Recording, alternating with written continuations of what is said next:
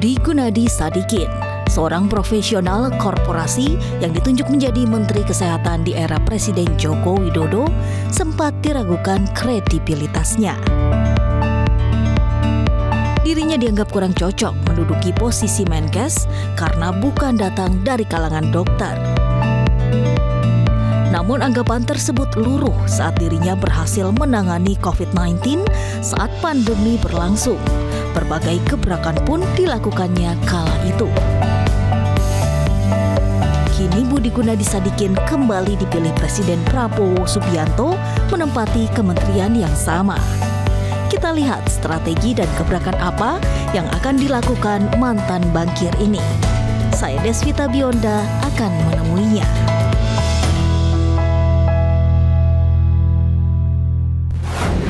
Di bawah kepemimpinannya, Kementerian Kesehatan menginisiasi beberapa program penting, salah satunya adalah percepatan vaksinasi COVID-19 di seluruh Indonesia. Dan kini Presiden Prabowo Subianto menunjuk dirinya kembali sebagai menteri di dalam Kabinet Merah Putih. Dia adalah Budi Gunadi Sadikin. Dan kini salah satu terobosannya adalah program cek kesehatan gratis untuk masyarakat di seluruh Indonesia. Ada sebanyak 10.000 puskesmas dan 15.000 klinik yang sudah bekerja sama dengan BPJS untuk mensukseskan program tersebut. Saya Desvita Bionda dalam 30 menit Kabinet Merah Putih akan berbincang bersama dengan Menteri Kesehatan Republik Indonesia, Budi Gunadi Sadikin.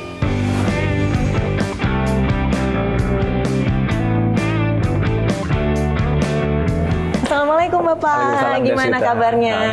Baik, sibuk sehat sekali selalu. Ini kayaknya Bapak ya. Tapi tetap kelihatan bugar nih Bapak. Iya, harus sehat jadi Menteri Kesehatan. Oh iya betul. Selamat datang di Kementerian Kesehatan ya, Desvita. Alhamdulillah, terima kasih Bapak. Tadi saya habis keliling-keliling juga nih lihat ruangan Pak. Sepertinya hangat sekali ini ya ruangannya. Ini desainnya dari Bapak sendiri atau bagaimana ini Pak? Ini sebenarnya waktu saya masuk sesudah COVID, kita ingin merubah budaya kerja di Kementerian Kesehatan. Soalnya mulai di lantai 3, jadi Ibu Irjen itu salah satu yang paling senior, pengen supaya lebih terbuka karena tadi lorong-lorong dan gelap. Jadi terkenal jadi lorong maut. Namanya kayak lorong-lorong di rumah sakit. Nah, Ibu Irjen bilang, Pak boleh nggak dibuka lebih anak muda, lebih modern. Dibuka ternyata seneng pegawainya. Jadi saya pikir udahlah, sekarang seluruh lantainya kita renovasi satu persatu. Ini yang kedua sih. Kita ke ruangan berikutnya. Ini ruangan untuk sebagai apa Pak ini Pak? Ini ruangan timnya Menteri ya, jadi Biro Tata Usaha Menteri dan juga kita ada tim khusus yang membantu saya. Isinya campuran, ada yang dari Kementerian Kesehatan, ada juga yang orang luar yang magang, yang lulusan-lulusan perguruan tinggi ternama seperti Harvard Medical School, jadi John Hopkins. Mereka kan ingin berbakti buat negara lah setahun, 2 tahun, mereka kerja di sini. Jadi bisa membantu bersama-sama membangun budaya kerja yang lebih profesional, lebih muda, lebih modern. Dan kita bikin ruangannya terbuka, ruangan saya juga transparan, kaca semua, jadi bisa kelihatan menteri yang ngapain, ketemu siapa. Iya betul, bisa dan interaksinya jadi lebih mudah ya Pak, satu sama lain gitu ya. Ini juga dari tadi saya nungguin Bapak, ngeliat Bapak banyak sekali pertemuan dengan orang-orang begitu, dan masih terlihat seger loh Pak sampai dengan sekarang ini nih. Ada resepnya nggak Pak? Masih suka hobi lari Pak? Iya, saya masih lari sampai sekarang, karena memang pengen sehat udah 60 tahun gitu kan. Oh, nggak kelihatan sih Pak. Nggak kelihatan. Target kedepannya mau lari sejauh berapa kilo? Kemarin kita udah Berlin Marathon 42 kilo, tahun ini mudah-mudahan Chicago deh. Wah, yang kedua, saya doakan ya. Diharapin ada 6 major sebelum 65 udah selesai. Iya, baik. Ini pas kali saya mengunjungi kantor Bapak yang baru dengan suasana yang lebih asri. Boleh dong kita berbincang-bincang terkait dengan program dari Kemenkes ya Pak ya. Yang sekarang ini masih berjalan dan baru berjalan 2 bulan yang lalu ya Pak, terkait dengan cek kesehatan gratis. Ini sudah sejauh mana progresnya? Jadi ini mulainya kan 10 Februari. Dan saya ada dashboardnya sih. Oh, oke, boleh Pak. Ini yang sudah daftar sekarang 1.800, yang sudah diperiksa 1.400. Jadi setiap hari kelihatan. Iya. Dan peaknya sih pernah di sebelum Lebaran ya, sempat 110.000 ya yang datang. Sekarang kalau Lebaran kan sepi. Hari ini udah 66.000. 66.000 yang ini buatnya daftar, yang daftar lebih. Lebih. Ini yang sudah dilakukan pemeriksaan gratis tersebut. Kan tugasnya Kementerian Kesehatan itu sebenarnya bukan mengobati orang sakit, justru menjaga tetap sehat.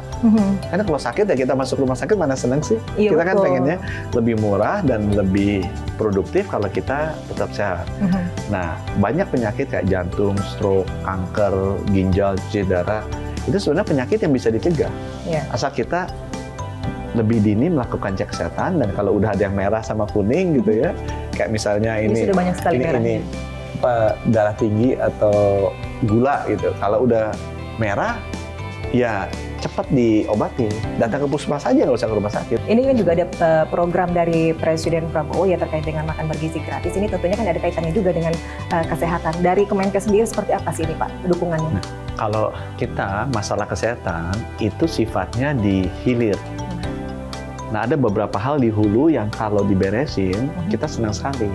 Contoh, banyak masalah kesehatan itu karena gizinya kurang, asupan makanannya kurang. Jadi kalau ada teman-teman yang beresin masalah asupan gizi, itu risiko sakitnya atau risiko tidak sehatnya akan jauh lebih kecil. Jadi saya terima kasih. Tapi selain gizi ada lagi sanitasi. Semua penyakit infeksi, sakit perut, batuk, pilek, itu karena sanitasi jelek, tangan kotor, bakteri kuman ada, nggak cuci tangan, dia makan, masuk semua. Dan yang ketiga, yang lagi sempat populer Jakarta, masalah udara, lingkungan.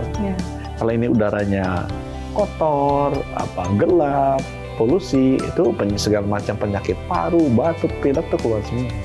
Jadi kalau buat kita di Kementerian Kesehatan, kalau ada yang batuk, beresin masalah di hulunya, gizinya, sanitasinya, maupun polusinya, buat kita kerjaan akan jauh lebih ringan. Lebih ringan ya. Berarti ini memang nggak lepas dari sinergitas dari kementerian-kementerian terkait gitu ya Pak ya? Sebenarnya ada yang keempat juga, gubernur sama kepala daerah. Jadi kalau saya ketemu orang Singapura, itu ya karena stroke jantung rendah.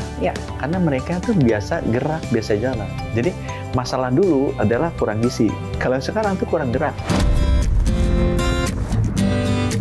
Kalau kita lagi berbicara terkait dengan penyakit lainnya ini yang rabies yang masih banyak terjadi di pinggiran perbatasan Indonesia ini, seperti apa ini Pak dari Kemenkes? Jadi penyakit ini kan ada penyakit yang tidak menular, kayak gini kan penyakit kronis istilahnya, jantung, stroke, cancer, itu organ-organ kita.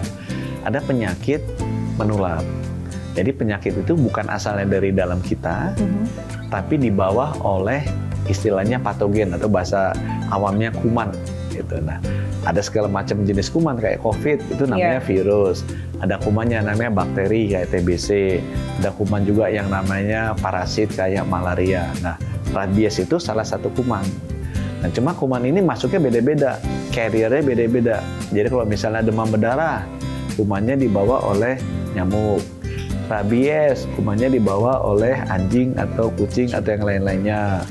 Kalau rabies ini, nah kuman ini biasa lokasinya di daerah-daerah tertentu. Karena dia terbangnya nggak bisa jauh-jauh, kecuali bisa yang bawa kumannya tuh manusia lewat pernafasan kayak COVID. Itu kan kumannya carrier-nya manusia.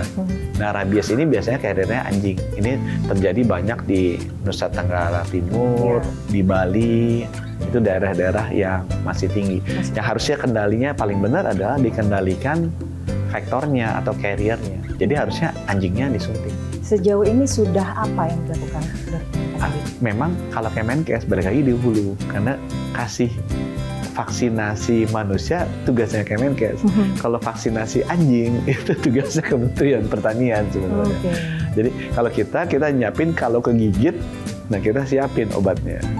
Tapi emang yang sebenarnya yang paling ideal adalah anjingnya divaksinasi. Jadi dia tidak menyebarkan kumannya, sama seperti COVID kan penyebarnya manusia, manusianya divaksinasi. Presiden Prabowo sendiri kan sudah ada menetapkan ada prioritas penting ini untuk PR dari Pak Prabowo untuk Kemenkes sendiri. Salah satunya ada tadi yang sudah Bapak sebutkan terkait dengan kasus TBC.